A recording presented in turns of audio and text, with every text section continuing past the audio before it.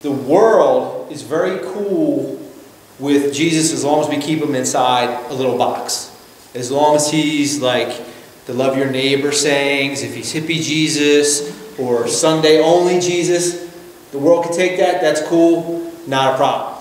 But when he declares himself to be God in the flesh, the King of Kings, the Lord of Lords, which logically means he has dominion over every aspect of your life, that just won't fly.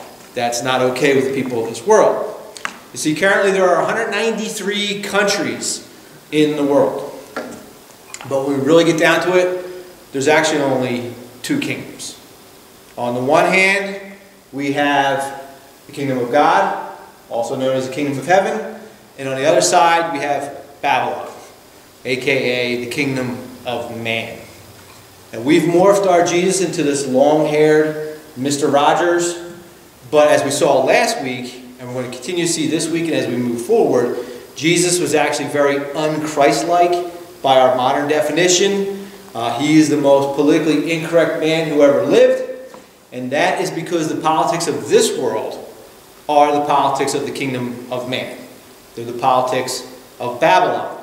So more often than not, they're in direct conflict with the kingdom of God. So you can either be politically correct, or you can be biblically and spiritually correct, but you usually can't be both at the same time. So this day you have to decide exactly where you stand. Now if you choose to stand with God, you will be hated and completely rejected by this world. Period. There's no way around it. This is going to be a large theme. It has been a theme of Jesus' teaching so far. It'll become even more potent as we go on for this last week, the last thing he's going to teach us. But here's the better part.